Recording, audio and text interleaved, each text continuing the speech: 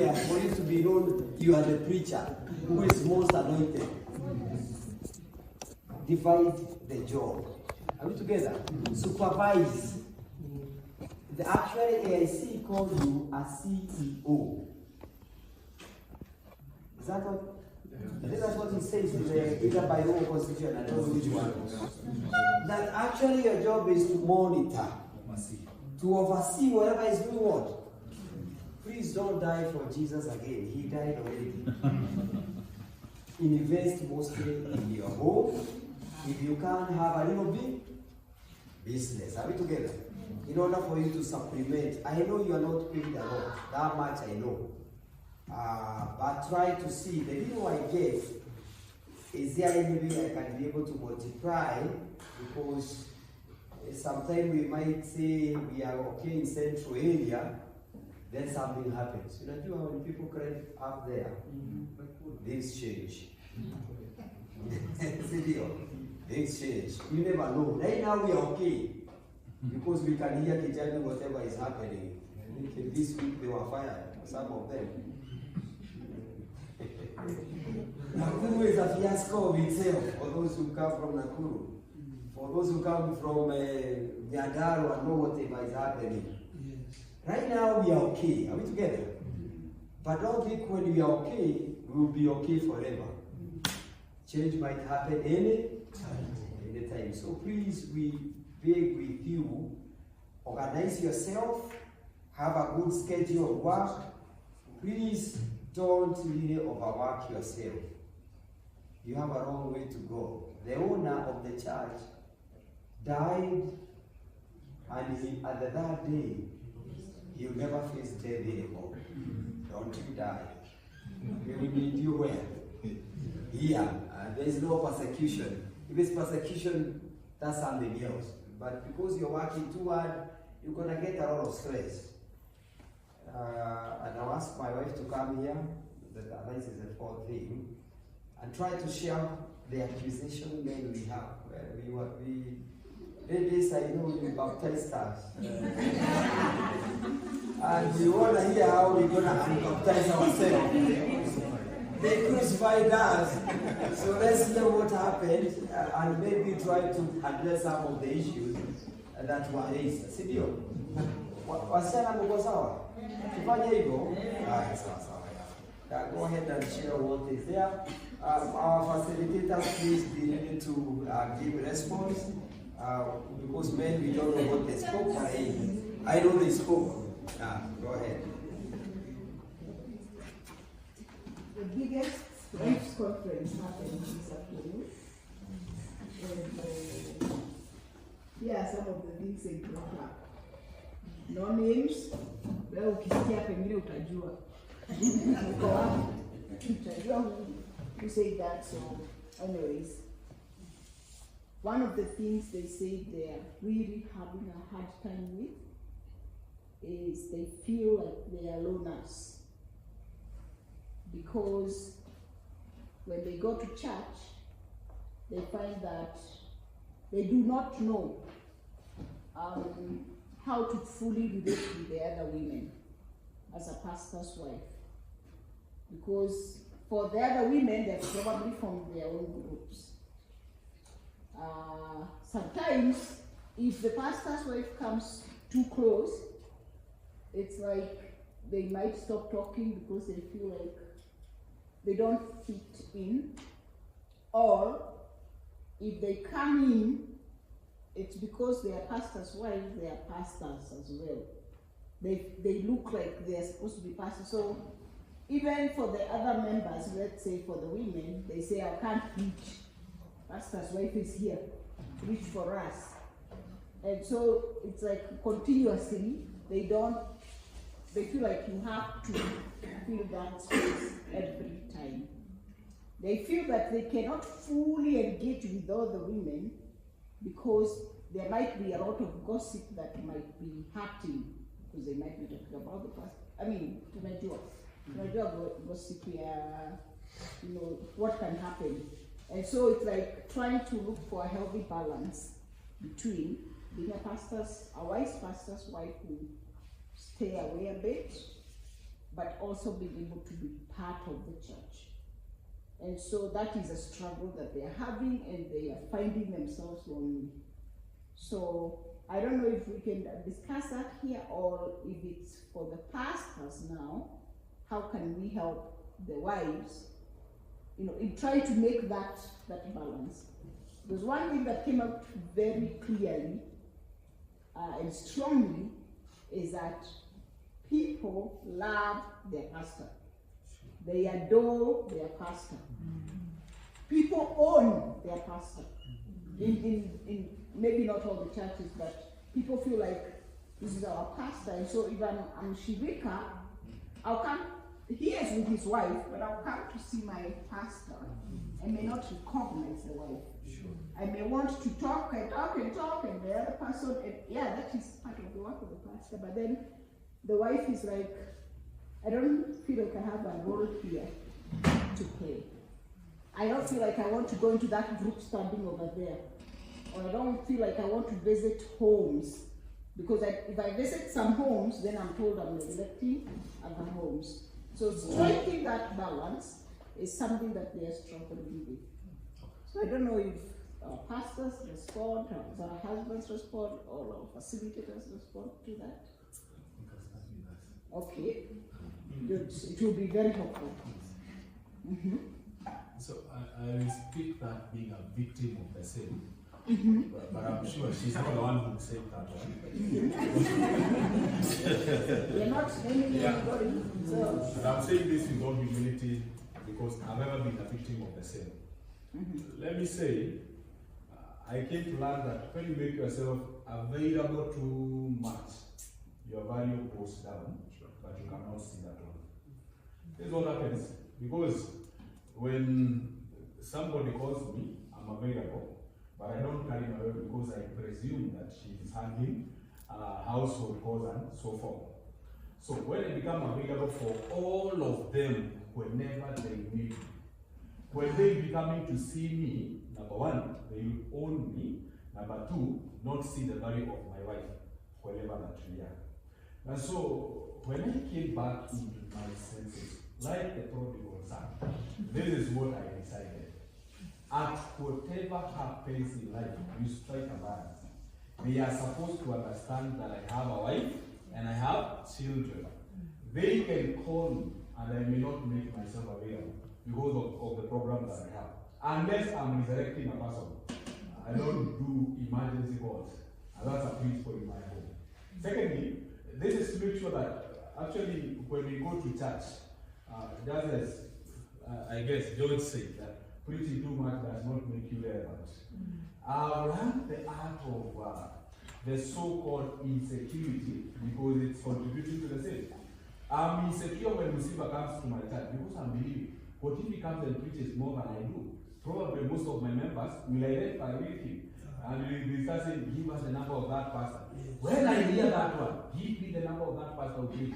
Then I'm like, seriously, that one is it's a benefit call. To avoid that, I make myself available so much. So what I've seen working in me is making sure that I'm not insecure of any person. Even if you come and you are preaching fire, preach fire, then you go. Period. No hard feelings. Because when you create that rule, you will always treat your brothers and sisters like suspects. And when that ideology of suspect comes in, you will never have peace in your life. Even your family will not know peace. Because in the name of going to serve in the church, you are going to maintain or secure that which you feel is going away. But when insecurity is not part of you, you come back into your senses, like I did. And I remind you what my wife told me. When you die, in your eulogy it will be written, he has left a wife and children, not the church. Secondly, when I die, on Monday, the council will sit to deliberate who pastor is coming to pastor Ezekiel. But we will not deliberate about the husband, Eunice, and my children. Amen.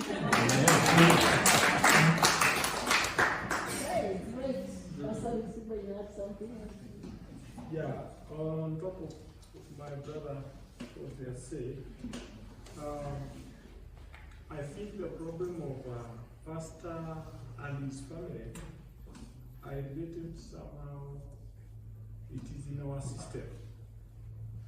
Because you find where I see, once you step in the church ground, and you are two of you, together with your wife or with the children, they were there, or the leaders will pick you. The wife is her responsibility to find a seat wherever she will sit, and the children. And you find even sometimes you go introduce yourself. My wife is somewhere there. You don't know what specifically where she's sitting. And somehow, I know my boss is here. My boss is there behind everywhere. But I'm saying sometimes on that thing I'm tempted to go Pentecost way to find my wife and sit just behind me. Behind me. I don't like sitting there. I like sitting somewhere here so that I can take a seat just immediately. So that I can be able maybe to protect her, to do some things. Because on the other side, the best, we lack pastor of a pastor. Who pastor a pastor? For now we say we don't have. But the wife to a pastor is the pastor. Because sometimes my wife will sit there and tell me, today you preach well, 1, 2, 3.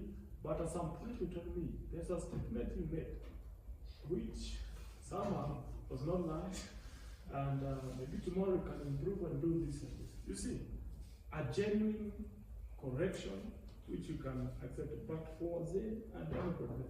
So I'm saying, in connection to that, that we have a problem that is created in the system, and unless the system help us to solve this one, we can now have a place for our wife and the family.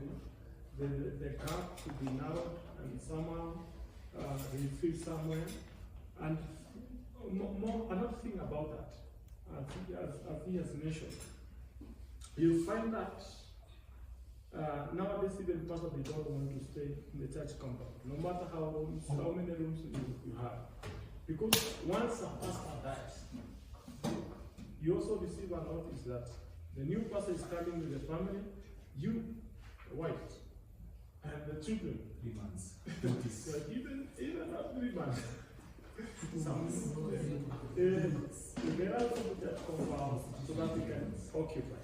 So those are the problems we are facing, and some of the problems I would wish to tell the dear wives and that are beyond us. And unless the system intervenes, we will be singing this song now and then. Finally, in connection with what our director and the second speaker said, we are forced now to think beyond the cutting. Like for me, my wife is in Kenya-Holiness, and I'm working in Magena. It was hard for me, and even nowadays, I'm concerned a lot about my family, because commuting from Nyahururu to Magena to Nyahururu is 800, and maybe a week I need 2,000 to travel. In 4 weeks, I need 8,000. And what I get, I have a room. What I get, I have to rent a house in Kimende, in another one in Nyahururu. So if you complete what you get, you'll be frustrated and leave the ministry. And I hate to think beyond that, because I'm fixing the two. I will neglect the family and say that I will not struggle weekly to see my daughters there and my wife. Actually, one day I remember when we were given our second born. My wife, I left her in the hospital, giving birth, going for ministry because I lacked somebody to baptize people, to dedicate children, because it is a Saturday evening. Even today she started asking me, you dare leave me to a hospital? You go for people, you leave me.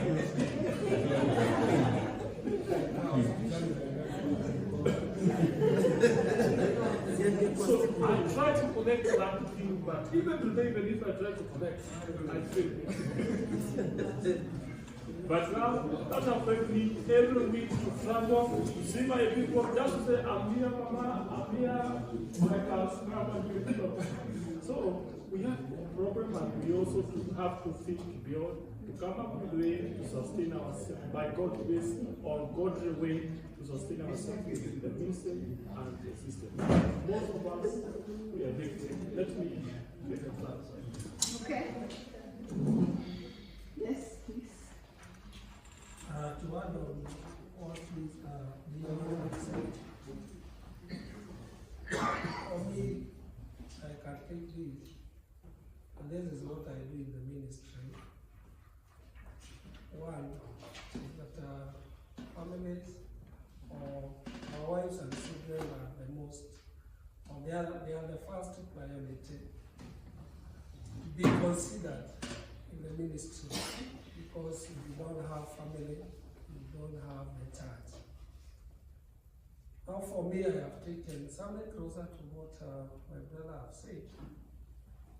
I have taken 3 issues in the ministry per week. Number 1 is on Sunday. Number 2 is 1 day in a week for the fellowship, and another day in the office. So if somebody wants to see me, if you want to talk with me,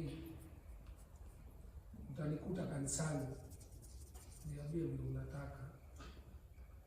So if you don't come to the church, you want to see me somewhere else, now that one, it's something out to be negotiated, whether I will come or not.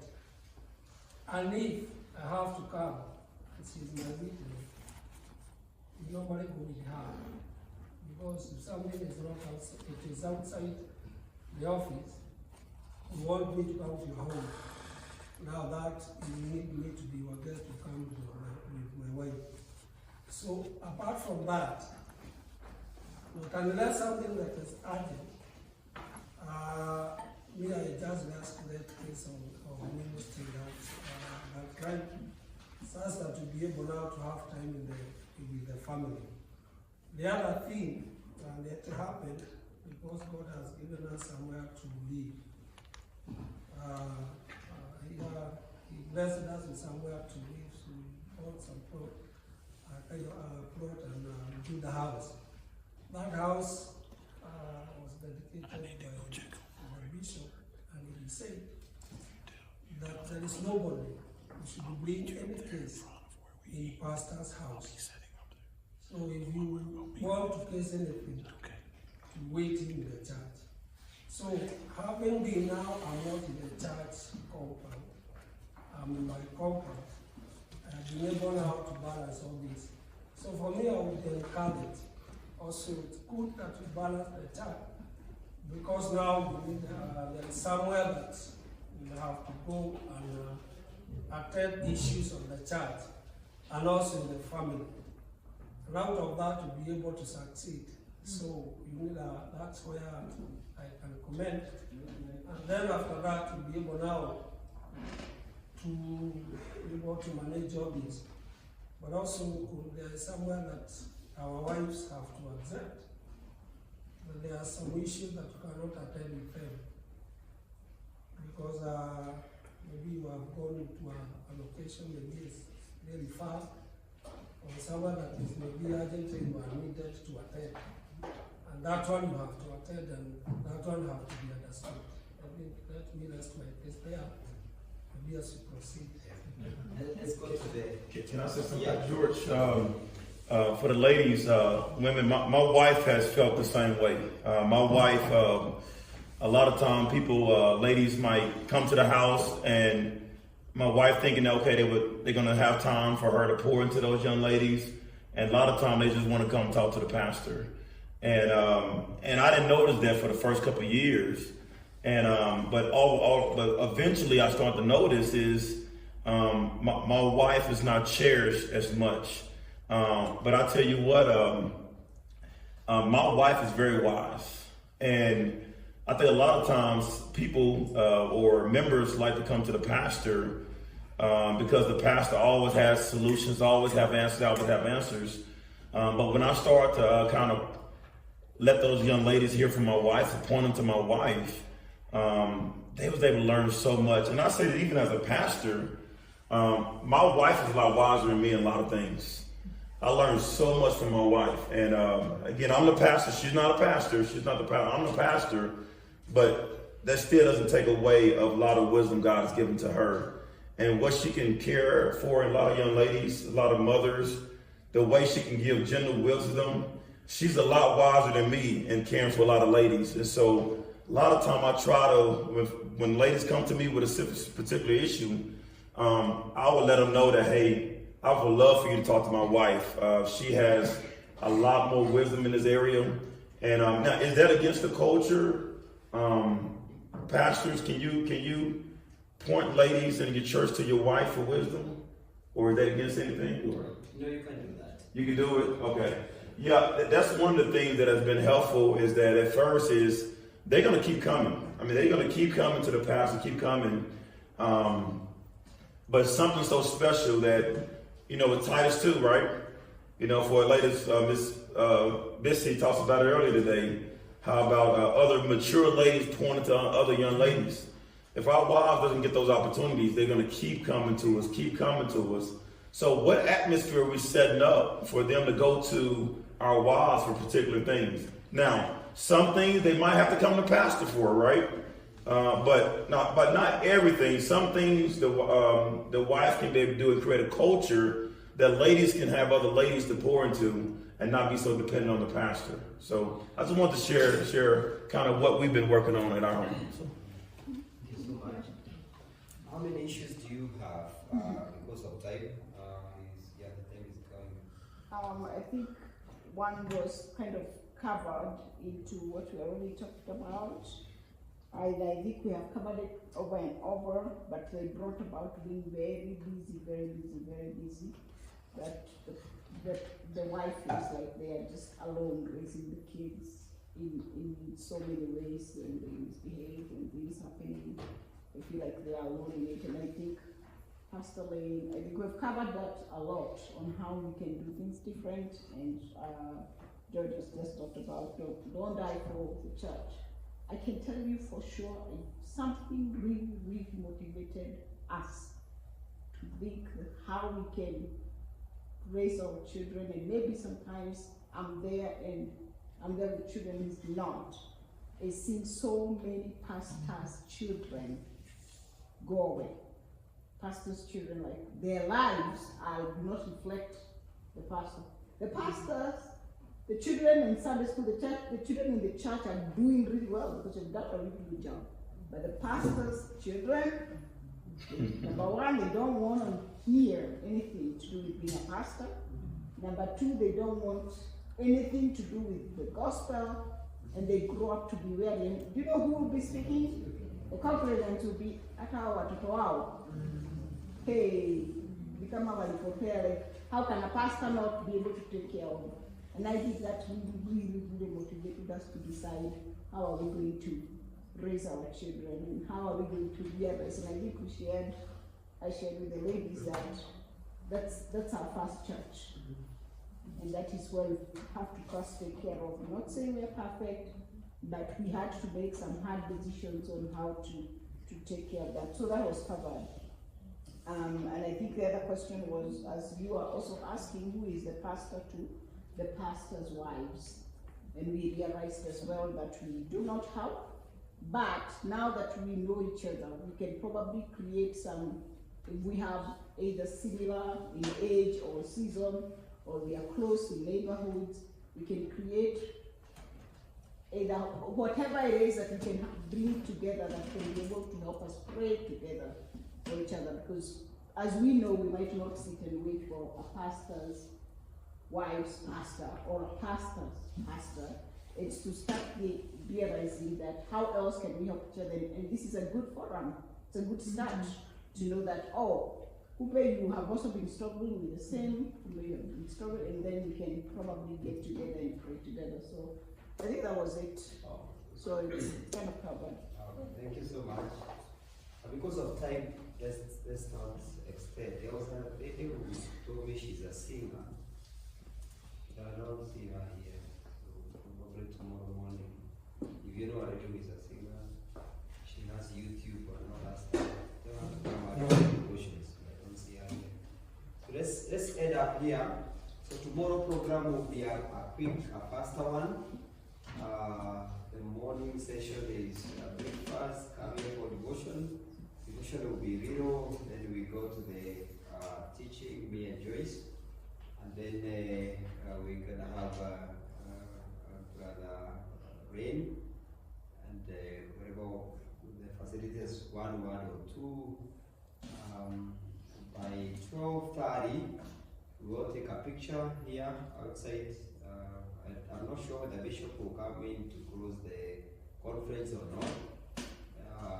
But once we take a picture, we have lunch. That will be the end of the conference for this time. Because of those who are traveling far. So after lunch, it will be all done.